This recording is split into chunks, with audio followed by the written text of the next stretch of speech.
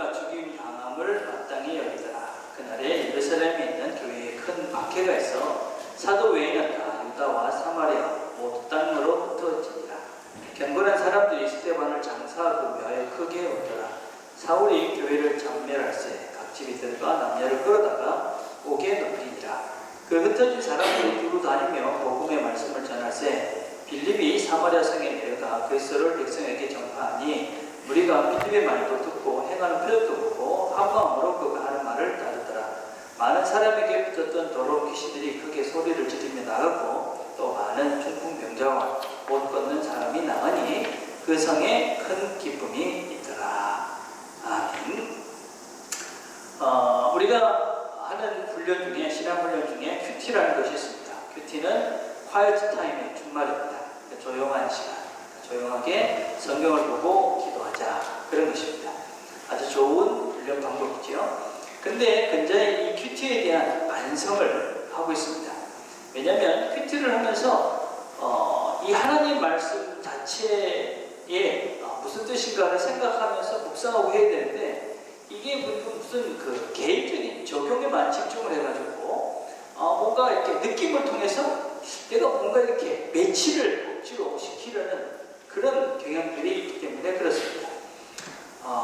예를 들자면 이런 것입니다. 조금 극단적이긴 하지만 만약에 배우자를 구하는 어떤 남자가 있다고 합시다. 근데 그날 그가 읽은 성경이 창세기 24장 10절에 있는 말씀입니다. 그가 이르되 우리 주인 아브라함이 하는 여호와여 원하건대 오늘 나에게 순조롭게 만나게 하사 내 주인 아브라함에게도 은혜를 베풀어 주옵소서. 성중 사람의 딸들이 물 기르러 나오겠으니 내가 우물 곁에 서 있다가 한 소녀에게 이르되 청하건대 너는 물동이를 기울여 나로 마시게 하라 하리니 그의 대답이 마시라 내가 당신의 남자에게도 마시게 하리라 하면 그는 주께서 주의 종 이삭을 위하여 정하신 자라. 이로 말미암아 주께서 내 주인에게 은혜 베푸심을 내가 알겠나이다. 이 성경 말씀을 읽으면 무슨 내용입니까? 내용은 아주 간단한 것입니다. 아브라함이 이삭의 와이프를 구하는데 어느 동네 가가지고 우물가에서 내가 물을 좀 주세요 그럴 때 물도 주고 또 그 여인이 내 낙타에게 또 물을 주면 이 사람이 그 사람이구나 그렇게 하겠다 하는 것입니다. 근데 배우자를 열심히 구하겠다고 기도하던 어떤 남자분이 이 말씀을 읽고 내가 오늘 우리 강아지를 데리고 가서 카페에 갔는데 거기 있는 어떤 여자가 나에게 물도 주고 강아지도 물도 주면 그 여자를 나의 배우자라고 생각해야겠다. 그래 카페에 갔어. 근데 평소에 아는 자매가 거기 앉아있는 거야. 그리고 그 자매가 와서 물 드시겠어요? 물도 주고 강아지한테 물을 줬어요. 그때 이게 하나님의 인도하심이 맞지 않죠? 그죠? 이렇게 적용하면 안 된다 하는 것입니다. 무슨 얘기냐면 우리가 성경을 너무 억지로 내 상황, 지금 내 문제를 가지고 성경에 들어가서 그것을 억지로 끼워 맞춰서 성경을 읽는다. 이런 아주 잘못된 성경 적용 방법, 이게 지금 큐티의 문제다. 그런 얘기를 하고 있습니다. 또 어떤 분은 성경을 읽으면서 은혜가 안 돼요. 이렇게 이야기하는 분들도 계십니다. 물론 우리가 다 성경을 읽으면서 다 은혜가 되고 깨달음이 있지는 않습니다. 그런데 어떤 사람들은 이런 이해를 합니다. 그 성경 말씀을 읽으면서 은혜가 안 되는 이유가 그것이 성경 말씀이 아니기 때문이다. 무슨 얘기냐면 성경은 하나님의 말씀이다 이렇게 이야기하는 사람이 있고 성경은 하나님의 말씀이 된다 이렇게 얘기하는 사람이 있습니다. 하나님의 말씀이 나한테 감동을 주면 하나님 말씀이고 감동을 안 주면 하나님 말씀이 아니다 그렇게 생각하는 것입니다.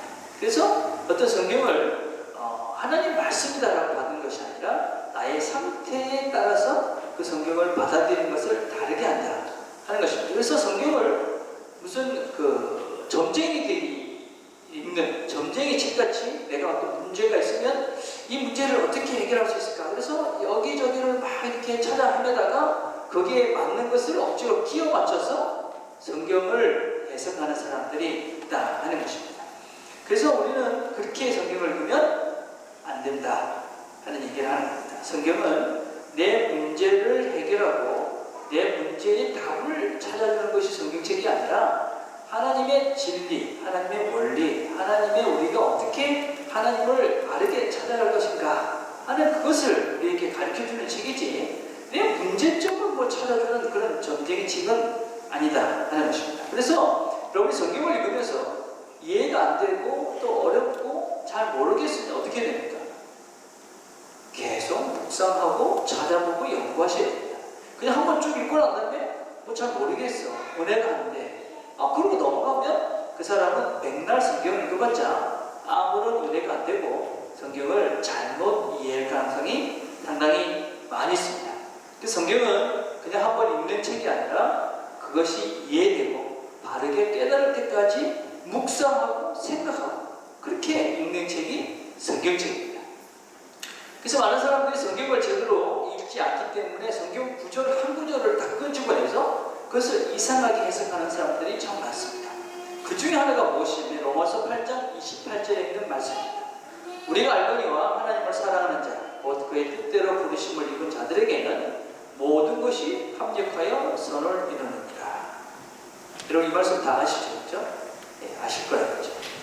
근데 이 말씀을 어떻게 적용을 하느냐면 뭔가 잘 안 되면 그래도 하나님 뭔가 잘 해주실 거야. 뭐 이렇게 해석하는 겁니다. 물론 부분적으로 맞습니다. 그런데 술 먹고 운전하다가 사고가 났습니다. 그런데 이 말씀을 갖고 이러는 겁니다. 모든 것이 협력해서 선을 이룰 거야. 공부 안 하고 페일을 했습니다. 그런데 와서 모든 것이 협력해야 선을 이룰 거야. 내몸 관리를 제대로 안 해가지고 아픕니다. 네? 그런데 와가지고 모든 것이 협력해 선을 이룹니다. 그것은 틀린 것이다 하는 것입니다. 이 말씀은 그렇게 적용할 수 있는 말씀이 아니다 하는 겁니다. 자, 이 본문을 하나씩 한번 좀 살펴보고 우리 오늘 본문으로 가보려 합니다. 자, 로마서 8장 28절 우리가 알거니와 하나님을 사랑하는 자 곧 그의 뜻대로 부르심을 입은 자들에게는 모든 것이 협력해 선을 이룬다. 우리가 알거니와 무엇을 안다라고 시작을 하는 것이냐면 그 앞에 22절과 23절, 26절에 보면 이런 말씀들이 있습니다. 피조물이 다 이제까지 함께 탄식하며 함께 고통을 겪고 있는 것을 우리가 압니다. 그뿐 아니라 또한 우리의 곧 성령의 처음 익은 열매를 받은 우리까지 속으로 탄식하여 양자될 것, 곧 우리의 몸을 성량을 기다리느니라.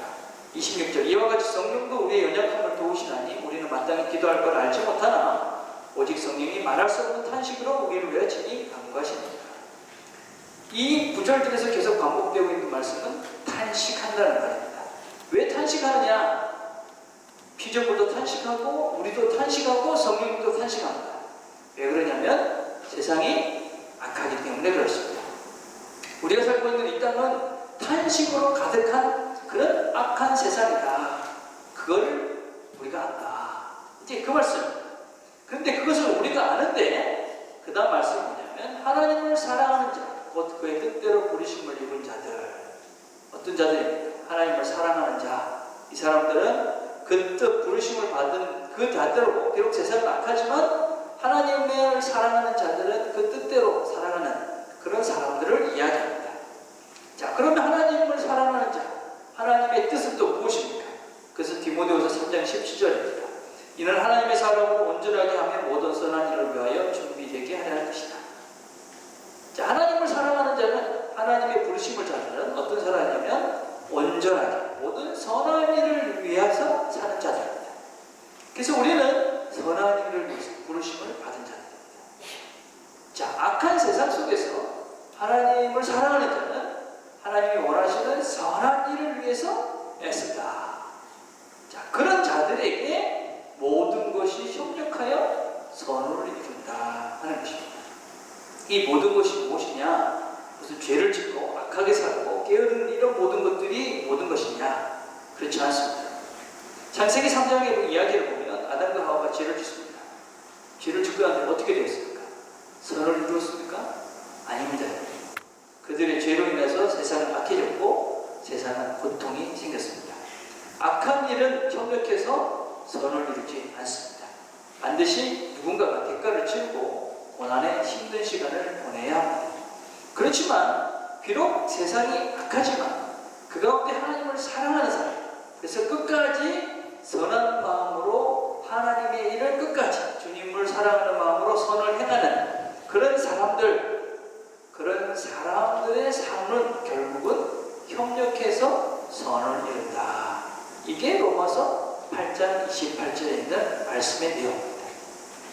자, 이걸 전제로 해서 이제 오늘 본문을 가봅시다. 오늘 읽은 본문이 바로 이런 삶을 산 사람들의 대표적인 모습을 우리에게 보여주고 있습니다. 비록 그들이 악한 세상 속에서 악하게 사람들이 반응하고 자기를 힘들게 했지만 여전히 하나님의 뜻이 무엇인지를 알기 때문에 끝까지 그 선한 삶을 살았던 사람, 그래서 그 가운데 모든 것이 협력해서 선을 이뤘던 한 사람들의 모습을 오늘 읽었던 사도행전 8장 1절부터 8절까지의 말씀 통해 우리가 볼 수 있다는 것입니다. 자, 8장 1절로 다시 한번 가봅시다. 사울은 그가 죽임당함을 마땅히 여기더라.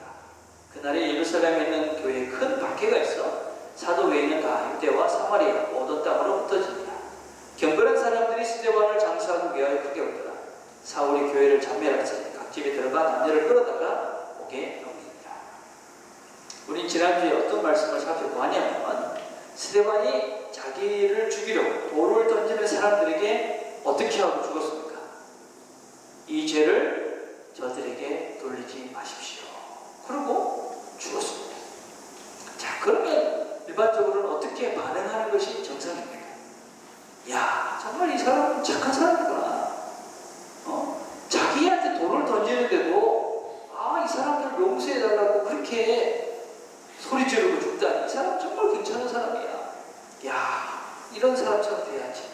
이라고 회개하고 그리스도인이 되었다. 그래야 순수할 것 같은데 사울은 그의 죽임을 마땅히 믿어라. 그리고 사울이 교회를 장멸했다. 그러니까 교회 다니는 사람들을 전부 다 끌어다가, 이 스데반과 같은 이런 사람들 전부 다 끌어다가 완전히 교회를 파괴해버렸다 하는 것입니다.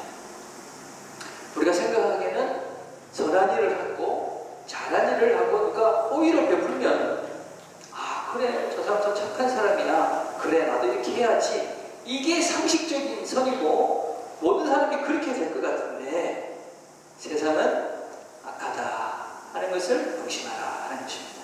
내가 아무리 선하게 이렇게 반응을 하고 계속 좋은 일을 해도 그 사람이 내가 기대하는 것만큼 그렇게 긍정적으로 선하게 반응하지 않을 수도 있다 하는 것입니다. 여러분, 어떤 사람들 중에 그런 사람이 있더라고요. 교회에 이제 열심히 막 친대로 베풀다가 교회 갑시다 이렇게 얘기하면 당신 나한테 뭐 교회 가자 그러려고 이렇게 잘해줬어? 이렇게 얘기하는 사람이 있습니다. 그게 나쁜 거 아니잖아요, 그죠? 근데 이 사람을 그렇게 하면 나쁜 짓 한 것 같이 그렇게 얘기하더라고요. 참 고의를 좋은 이렇게 마음을 해도 그거를 좋게 못 받아들여요. 근데 여러분, 이런 것들은 믿지 않는 사람만 그렇지 않습니다. 우리가 인간이라는 존재가 그 사람들뿐만 아니라 나도 그렇다는 것입니다. 인간 존재는 원래가 내가 이렇게 선한 것을 받는 것보다 내가 준 거를 훨씬 더 많이 기억하고 내가 훨씬 더 많이 베풀면서 살아.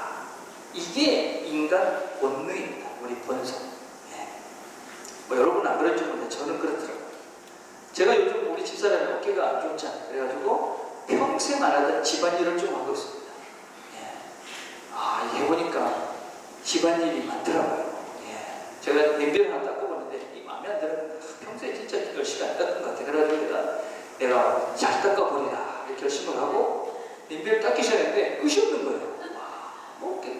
이 뒤에 하다 보면 뒤에 보니까 또 시커멓게 또 있고 그래서 하나 닦는데 한 20-30분 걸릴 것 같아요. 근데도 마음에 안 들더라고요.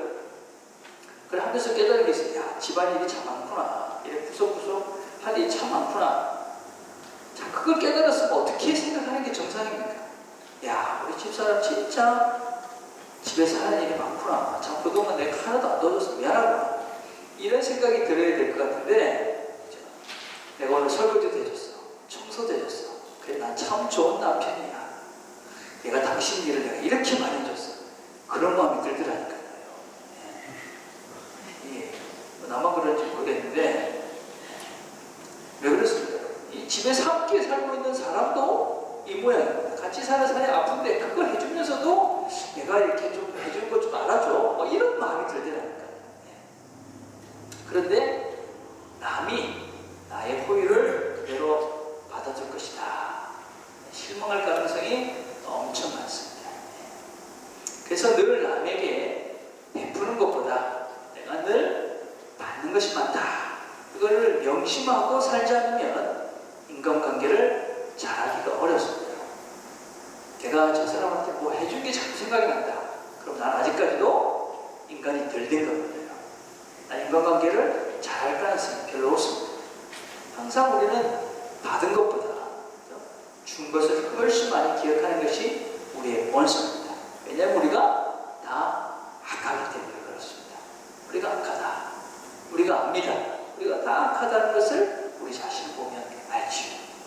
자, 그렇게 이 사람에게 돌리지 마십시오. 그 사람을 박해합니다. 그러니까 죽입니다. 어떻게 해야 됩니까? 도망갑니다.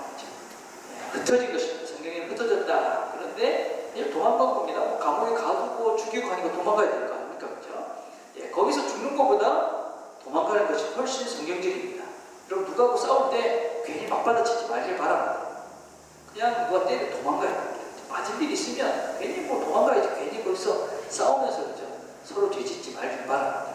뭐 말다툼도 그렇고 싸움도 그렇고 그렇습니다. 자, 그렇게 이 사람들은 가두니까 어떻게 했느냐? 도망갔습니다.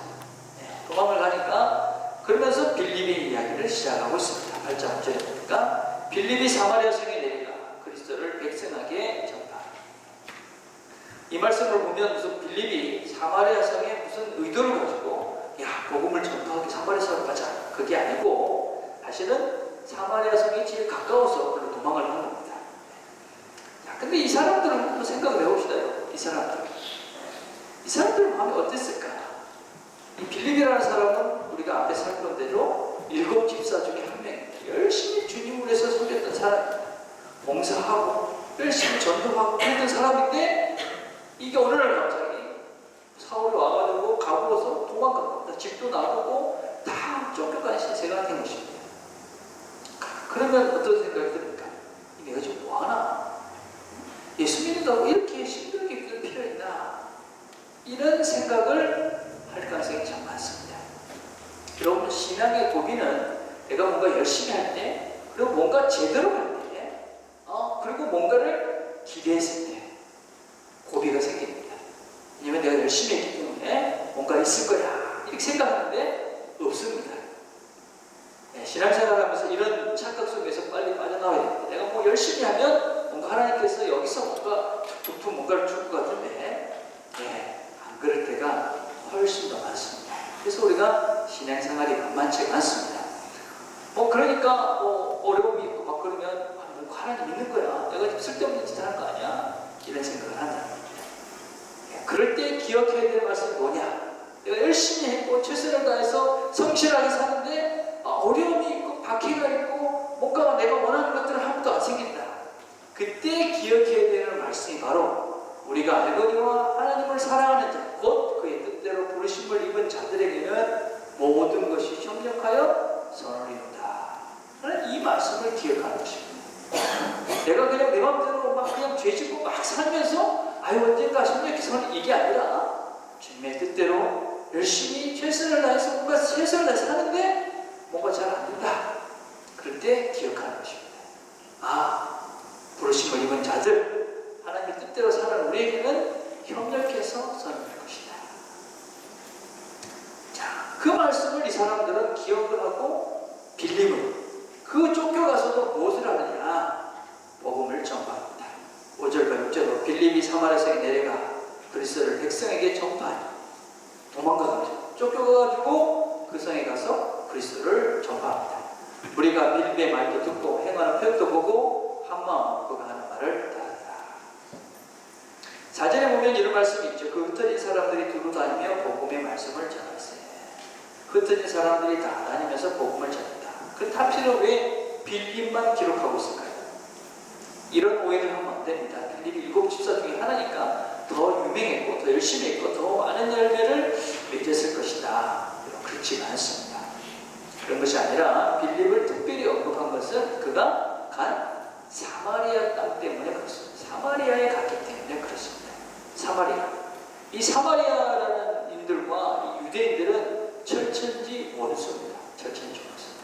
예, 여러분 스코틀랜드와 잉글랜드 같은 나라인데 철천지 원수입니다. 지금도 스코틀랜드 어찌든지 잉글랜드에서 이렇게 독립하는 맨날 그래요. 축구 시합을 해도 스코틀랜드 사람들은 프랑스를 원합니다. 잉글랜드를 원하지 않고. 우리나라 사람들하고 일본 사람들하고 똑같습니다. 요새 일본의 수상이 이상한 소리를 자꾸 많이 하잖아요. 독도 빗땅이다 맨날 그러고 무슨 위안부가 없었다 이러고 뭐 신사에 가서 참배하고 이 정말 꼴보기 싫은 짓을 합니다. 그럼 속으로 저 나라는 복음도 전해지 말아야 돼. 선교사도 다 철수해야 돼. 이런 생각이 들죠. 일본은 싫습니다. 이런 정도, 이보다 훨씬 더 심한 정도가 유대인과 사마리아인 것입니다. 근데 빌립이 바로 그곳에 가서 복음을 전했다. 이렇게 지금 기록을 하고 그래서 이 말씀이 기록이 된 것입니다. 여러분 빌립은 지금 도망자의 신세입니다. 그런데 자기들이 제일 싫어하는 그 땅으로 도망을 가서 복음을 전합니다. 여러분 우리가 복음을 전하는 데는 사람과 환경과 장소를 가리지 않고 해야 되는 것이죠. 자, 그런데 왜 그가 그곳에 가서 복음을 전할 수 있었을까? 그는 주님의 말씀을 기억하고 사는 사람이었을 것입니다. 사도행전 1장 8절에 뭐라고 합니까? 예루살렘과 온 유대와 사마리아 땅끝까지 이르는 내 증인이니라. 밀려서 갔는데 사마리아에 간 겁니다. 도망가서 가다 보니까 사마리아인데 사마리아에 가서 보니까 아 주님이 유대와 사마리아까지 가서도 복음을 전해야 된다. 그러니까 복음을 전해야 되겠다. 그리고 거기서 복음을 전하는 것입니다. 그리스도인이 누구냐? 그리스도인은 내가 그리스도인인가 아닌가 하는 것을 판단하는 하나의 기준이 무엇이냐면 하나님이 말씀하시면 하는 거고 하나님 말씀이 아니면 안 하는 것이 그리스도인입니다. 내가 좋든 싫든 내 자존심이 상하든 안 상하든 아무 상관없이 하나님께서 말씀하신 게 이거야. 그러면 하고 하나님 말씀하신 것을 저걸 하지 말라고 했어. 안 해. 그러면 그리스도인 거지. 물론 우리가 약해서 좀 연약하기 때문에 하나님 말씀대로 다 하지 못합니다. 그렇지만 우리가 하나님께서 말씀하신 하나님의 뜻은 이거야. 그러면 그것을 하기 위해서 최선을 다해서 애쓰는 거죠. 하는 뜻이 이거야. 그런데도 그건 내 자존심 상해서 못해. 아니면 그건 뭐 내 생각하고 달라. 그래서 난 그거하고 난 상관없는 사람이야. 이런 그 사람은 예수 믿는 것 아닐 가능성이 참 많습니다. 예수 믿는다는 것은 내가 어떤 생각, 어떤 가치관과 어떤 자존심이 있다 할지라도 하나님 말씀이 이거야. 그러면 내 생각을 옮겨서 그 하나님 말씀으로 내 생각을 바꿔가고 그렇게 하려고 애쓰고 잘 못하지만 하나님 할 수 있게 해주세요. 기도하고 성령의 도우심을 구하면서 그렇게 사는 것이 그리스도입니다. 빌립은 바로 그런 사람이었던 것이죠. 자기가 그 사마리아 보기도 싫은 그 사람이었지만 사마리아 땅에 가서 보니까 하나님 말씀이 사마리아까지 증인이 되라. 그래서 거기서 열심히 복음을 전파했습니다. 이렇게 하나님 말씀에 순종을 하니까 그 성에 많은 사람들이 믿게 되고 큰 기쁨이 넘쳤다. 이게 바로 모든 것이 협력해서 선을 이룬 것입니다. 우리가 이 사도행전 8장을 보면서 아직까지 많은 분들이 어떤 해석을 했었냐면 초대교회 성도들이 예루살렘 교회가 참으로 아름다운 교회였습니다. 그래서 그 아름다운 교회가 자기들끼리 잘 먹고 잘 살고 있었습니다. 하나님 배가 봐. 아니면 하나님이 야 너희들끼리는 왜 잘 먹고 잘 살아? 그러지 마. 그래가지고 그 박해를 통해가지고 막 그 사람들을 좀 박해를 시켜가지고 이 사람들을 다 전 세계로 흩어졌다. 이렇게 말하는 사람들이 있습니다. 그래서 그 박해도 하나님의 뜻이고 또 그 흩어진 것도 다 하나님의 뜻이다. 이렇게 해석을 하는 분들도 계십니다. 근데 그렇게 해석을 하면 하나님을 좀 이상한 분으로 만들게 됩니다. 이런 해석들 때문에 우리가 어떤 문제가 생기면 어떻게 생각합니까? 내가 옛날에 30년 전에 아니 10년 전에 어떤 죄를 졌는데 그것 때문에 비즈니스가 안 되는 거 아니야? 뻑하면 그렇게 생각하면 내가 뭔가를 잘 잘못했기 때문에, 뭔가 잘못하고 있기 때문에 이런 어려움이나 문제나 이런 것들이 생기는 거 아니야? 막 이렇게 늘 부정적인, 소극적인 신앙생활을 합니다. 네, 그것이 아니라는 것입니다. 모든 것이 협력해서 선을 이루어가는, 끝까지 어떤 형편 가운데서도 선을 이루어가는, 하나님의 말씀을 이루어가는 이 사람들을 보라, 이것입니다. 그렇게 박해를 받아도, 고난을 받아도, 쫓겨다녀도, 도망을 가도, 그래도 복음을 전하니 그 땅, 너희들이 생각하기에 저주받았다고 생각했던 그 땅에도 기쁨이 넘치지 않느냐. 그래, 너희들도 비록 지금 힘들고 어렵고 그래도 끝까지 한번 해봐라. 너희들의 생각을 버리고 하나님 뜻대로 한번 해봐라. 그러면 거기에 협력해서 선을 이루시는 하나님의 능력을 보게 될 것이다 하는 것입니다. 그래서 힘을 내라, 포기하지 마라. 우리에게도 그렇게 말씀하시는 겁니다. 여러분 지금 뭐 하는데 열심히 하는데 잘 안 된다. 힘을 내라. 그 일을 끝까지 가봐라. 하나님이 도우시고 그것이 협력해서 선을 이루는 것을 보게 될 것이다 하는 것입니다. 자, 그런데 우리가 이런 본문을 보면서 조심할 것이 몇 가지 있습니다. 첫째는 우리가 과정을 늘 기억해야 합니다. 우리는 항상 결과만 보기 때문에 그 과정 속에 있었던 많은 것들을 그냥 생략해버리는 것입니다. 여러분 한번 조금만 상세히 생각해 봅시다. 빌립이라는 사람을 생각해 봅시다. 가정을 꾸리고 아주 잘 살고 있었습니다. 근데 예수를 믿게 됐습니다. 예수를 믿어서 예수 교회 다니면서 열심히 신앙생활을 했습니다. 그런데 예수 믿는다고 박해가 시작이 된 것입니다. 주변의 사람들의 박해, 이러다 보니까 주변에 있는 사람들이 감옥에 끌려가고 막 그런 것입니다. 그래가지고 그걸 다 놓고 도망간 겁니다. 아무것도 가질 수 없었을 거고 아마 가족이 뿔뿔이 흩어졌을지도 모릅니다. 그리고 사마리아까지 간 겁니다. 그런데 사마리아에 가서도 여러분 생각을 해보십시오. 유대인이 와서 복음을 전합니다. 그 말 듣고 이야 이렇게 했습니까? 저 유대인 저 뭐야 정말 우리 동네 가서 무슨 짓 하는 거야? 이러지 않았겠어요. 그렇죠? 그런 과정을 다 겪고 난 다음에 그 동네에 은혜가 임한 것이고 예수를 믿는 사람이 생기고 열매를 본 것입니다. 그래서 여러분 우리가 신앙생활을 하면서 어떤 시점들이 다 있지 않습니까? 어려운 시점들이 있으면 그 시점이 끝이라고 생각하는 경험들이 있는 겁니다. 그래서 이 힘든 게 더 이상 어떻게 할 수가 없어요. 그래서 포기하고 자살합니다. 여러분 그런 과정을 겪어야 열매가 있다 하는 것을 늘 기억하길 바랍니다. 너무 쉽게 어떤 열매만 우리가 생각을 하는 경향들이 많기 때문에 뭐든지 그냥 속성으로 빨리 그러니까 잘하지가 않는 것입니다. 심지도 않고 거두려 하고 그냥 지금 심어놓고 벌써 열매를 거두려고 하고 이러니까 이렇게 신앙의 어떤 진보도 없고 뭔가 변화도 없고 신앙생활이 힘든 것이지.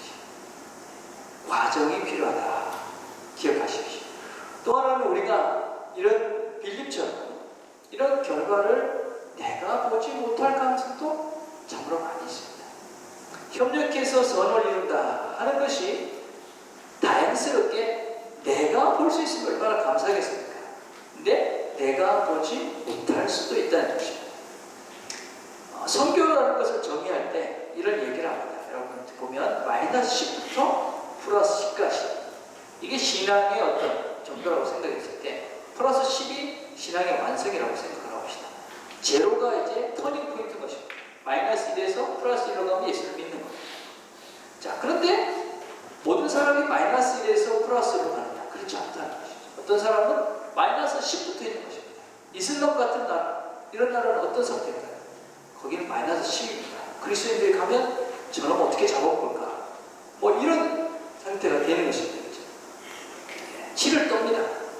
그리스도인들 예수 믿는다 그러면 우리 조상의 원수 이렇게 생각을 하죠.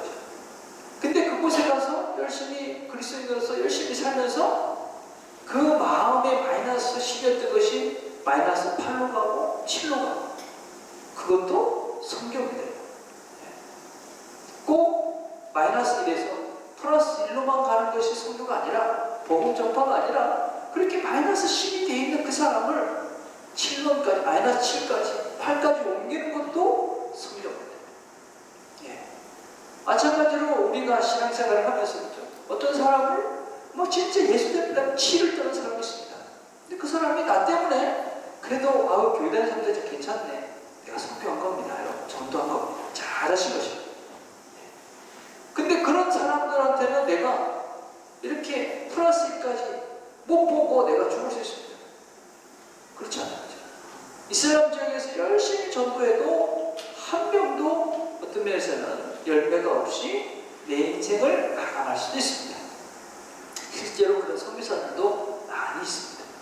근데 그 사람들도 여전히 선교하는 것이 중요한 거죠. 네. 다행히 내가 지금 어떤 사람들이 수고해서 마이너스 1이 돼 있는데 저걸 복음을 전해가서 플러스 1을 됐어요. 내가 열매를 거둔 것이죠.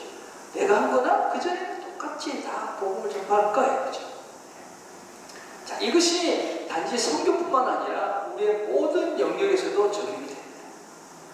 어떤 면에서 나의 성품의 예를 들어봅시다. 내가 만약에 마이너스 10 정도 되는 그런 성품의 사람이라면 내가 변해돼서 괜찮은 플러스 1까지 내 세대 때 그것이 완성이 안 될 수도 있습니다. 왜냐면 내가 마이너스 10인데 이 사람이 플러스 1까지 되는 건 참 불가능할 가능성이 참 많거든요. 그래서 가치관도 몇 세대가 거쳐서 바뀌어야 된다. 그런 얘기 하잖아요. 여러분, 그래서 우리 신앙인들 여기 교회에 앉아있는 분들 중에 쟤는 교회 다닌 지 되게 오래됐는데도 왜 진짜 안 바뀌어? 그 사람은 마이너스 10부터 시작한 겁니다. 그러니까 지금 다른 사람은 뭐 플러스 1인데 이 사람은 뭐 마이너스 5 아니면 마이너스 3밖에 안 되는 사람이 있을 수밖에 없습니다. 왜냐면 시작이 너무 시작이 그렇게 안 됐으니까. 자, 그렇지만 우리가 그렇게 마이너스 10이지만 여전히 힘쓰고 애써가면 7이 될 거고 6이 될 거고 그러다가 마이너스 2까지 가다가 내 인생 끝날 수 있겠죠. 그러면 그 다음 세대 그 사람이 플러스 1로 가고 2로 가고 3로 가고.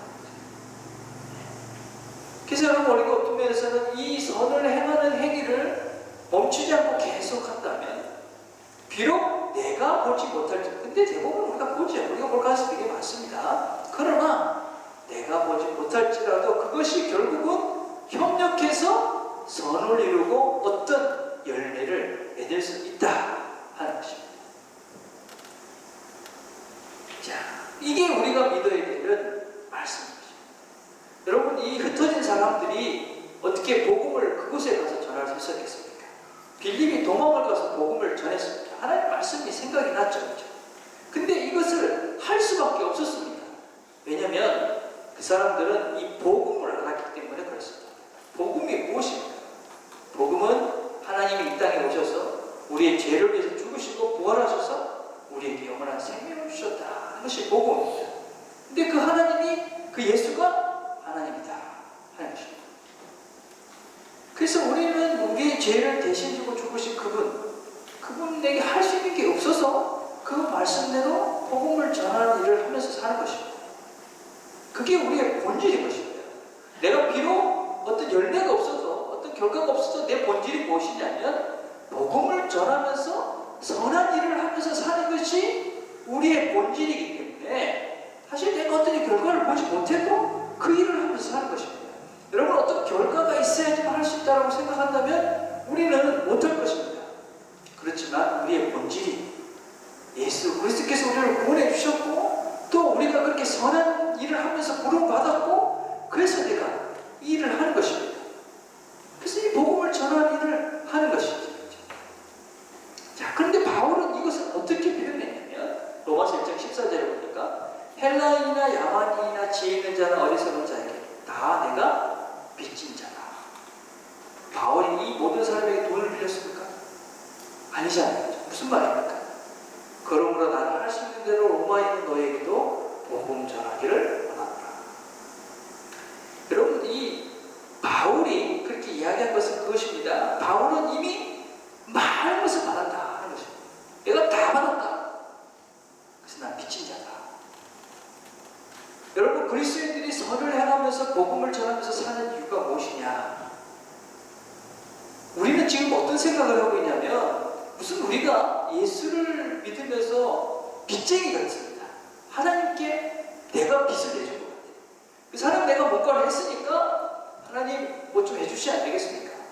이렇게 했는데 뭔가 좀 해주셔야죠. 뭐 내가 이렇게 기도하고 열심히 했는데 뭐 대가 없습니까? 하나님에 대해서 내가 빚쟁이 노릇을 합니다. 근데 바울은 그것이 아니라는 것이죠. 하나님이 나에게 이미 다 주셨기 때문에 내가 하나님께 빚이 있다. 무슨 빚입니까?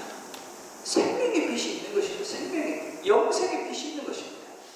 그러니까 그는 그 일을 할 수밖에 없는 것입니다. 복음을 전하고 선한 일을 하면서 살 수밖에 없는 존재가 바로 그리스도인이고 바로 바울이고 우리가 되는 것이죠.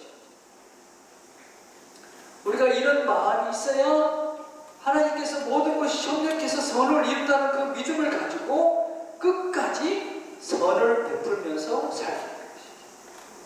여러분, 내가 하나님께서 내가 이렇게 하면 뭔가 이렇게 복을 주실 거야 라고 만약에 여러분들이 생각하고 신앙생활을 한다면 절대로 끝까지 못 가지.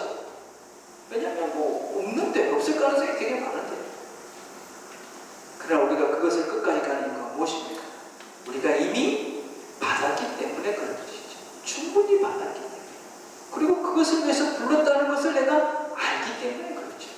그리고 그렇게 하면 언젠가 또 하나님께서 좋은 일을 주실 것이죠. 물론 이 땅에서 내가 못해도 다음 세대가 받을 것이고, 나는 어떻습니까? 예, 거기까지 열심히 갔기에 하나님께서 주시는 또 다른 협력해서 선을 이루는 하나님 나라의 은혜가